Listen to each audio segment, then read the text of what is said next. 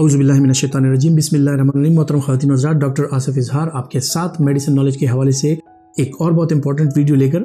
ख़वातीन व हज़रात, जो हाइपरथायराइडिज़म के मरीज़ होते हैं उनमें मुख्तलिफ़ किस्म की दवाइयों का इस्तेमाल किया जाता है और दवाइयों के अलावा जो है वो मुख्तलिफ़ किस्म के ट्रीटमेंट ऑप्शंस इस्तेमाल की जाती हैं, जिनमें सर्जरी हो गया, जिनमें रेडियो एक्टिव आयोडीन थेरेपी हो गया। लेकिन कॉमनली जो ज़्यादातर लोगों में और as a first line drug use किया जाता है वो आपने देखा होगा वो कार्बेनाज़ोल है। अब कार्बेनाज़ोल क्या चीज़ है, इसके पॉसिबल साइड इफ़ेक्ट्स क्या हैं, इसका मैकेनिज्म ऑफ एक्शन क्या है, कितने अरसे तक इसका इस्तेमाल करना चाहिए, ये मैं आज आपके साथ डिस्कस करने लगा हूँ। ख़वातीन हज़रात, कार्बेनाज़ोल जो ये ड्रग ओरली ली जाती है, जब इसकी दवाई का इस्तेमाल किया जाता है सो ये बॉडी में जाके और एक्टिव फॉर्म मेथेमाज़ोल में कन्वर्ट होती है और ये जो है तो जाके आपके थायराइड पर ऑक्सीडेज जो एंजाइम है उसको ब्लॉक कर देता है और इस एंजाइम की ब्लॉकेज की वजह से जो आपका active form of thyroxine release होता है या आपका थायराइड हार्मोन जब रिलीज होते हैं ये उसको बंद कर देता है और इस सूरत में जो आपके हाइपरथायराइडिज्म के जो सिम्टम्स हैं और उसके जो इफ़ेक्ट्स हैं वो कम हो जाते हैं। अब जब आप इस थायराइड को ब्लॉक करते हैं, थायराइड ग्लैंड को ब्लॉक करते हैं, सो इसकी वजह से जो एक्सेसिव थायरॉक्सिन आपकी बॉडी में मौजूद है वो यूज़ हो जाता है, वो इस्तेमाल हो जाता है और नया थायरॉक्सिन बनने का जो अमल है वो ऑलमोस्ट स्टॉप हो जाता है। सो इस वजह से जो हाइपरथायराइडिज्म के मरीज़ हैं वो लोग जो हैं अपने सिम्टम्स उनके कम हो जाते हैं और वो यूथायराइड स्टेट यानी उनका थायराइड स्टेटस जो है वो नॉर्मल पे आ जाता है और उनका TSH लेवल, उनका T3 T4 लेवल्स ये सारे बैलेंस पे आ जाते हैं।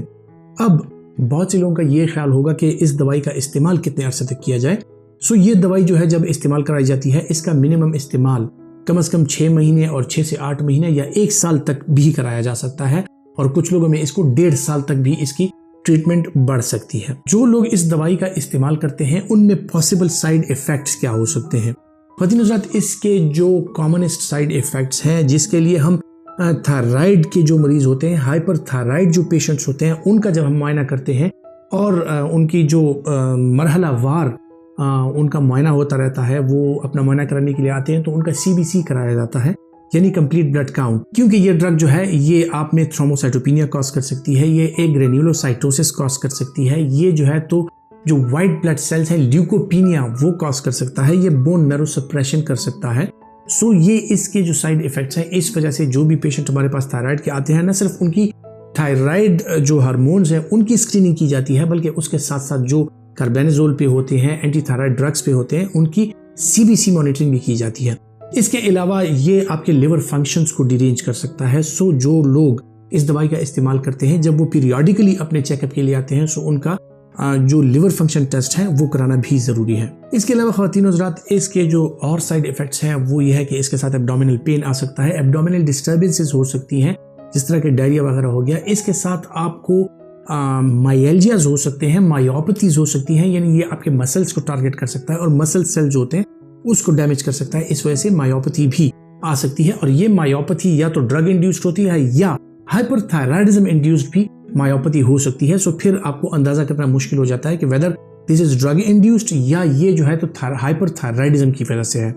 इसके अलावा ख़वातीन हज़रात, इसके साथ फ्लशिंग हो सकती है, आपको इससे हाइपर सेंसिटिविटी रिएक्शन हो सकता है, इसके साथ लिम्फेडेनोपैथी हो सकती है आपके बदन के मुख्तलिफ एरियाज में, खुसूसन जो सर्वाइकल लिम्फ नोड्स हैं वो इनलार्ज हो सकते हैं। ये इसके कॉमनेस्ट साइड इफ़ेक्ट्स हैं। इसके अलावा ख़वातीन हज़रात, पॉलीन्यूरोपैथी इसके साथ हो सकती है जो नमनेस वगैरह कॉज करती है जिसकी वजह से आपके पाँव में, हाथों में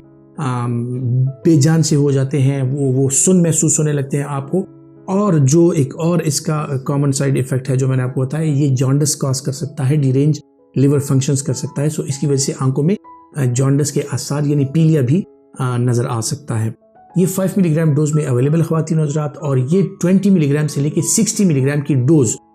इसकी दी जा सकती है और इसको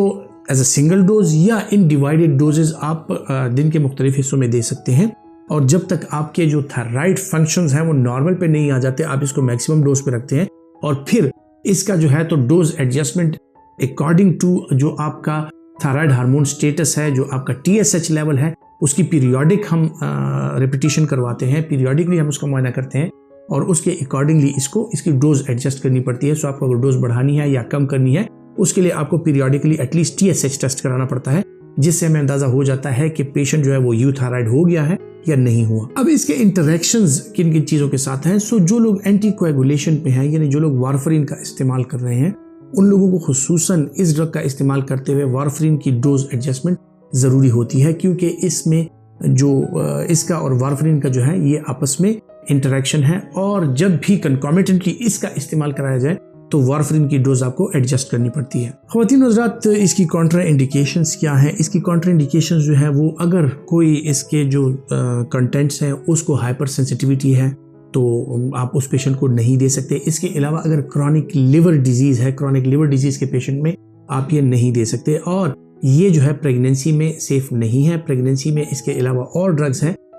थायोरेसिल वगैरह, प्रोपाइल थायोरेसिल वगैरह, वो सेफ़ हैं। सो अगर आप किसी भी फीमेल को इसका इस्तेमाल करा रहे हैं और मीनवाइल उसकी प्रेगनेंसी का आपको अंदाज़ा हो जाता है, या कोई प्रेग्नेंट फीमेल आपके पास आती है और आपने उसकी ट्रीटमेंट को इनिशिएट करना है, तो उसके लिए सेफर ऑप्शंस का इस्तेमाल, जिस तरह के प्रोपाइल थायोरेसिल वगैरह का इस्तेमाल आप करा सकते हैं। इसका इस्तेमाल प्रेगनेंसी में जो है वो कॉन्ट्रा इंडिकेटेड है। ख़वातीन हज़रात, अगर इसका इस्तेमाल करते हैं, इसके इस्तेमाल के दौरान जो है न सिर्फ थायराइड स्टेटस, बल्कि आपको जिस तरह मैंने बताया कि मुख्तलिफ किस्म की चीज़, इस तरह लिवर फंक्शन टेस्ट, CBC, और ये चीज़ें पीरियडिकली रिपीट करानी है, ताकि आपके पेशेंट के अगर साइड इफ़ेक्ट्स उसमें नमूदार हों तो वो आप अर्ली डिटेक्ट कर सकते हैं।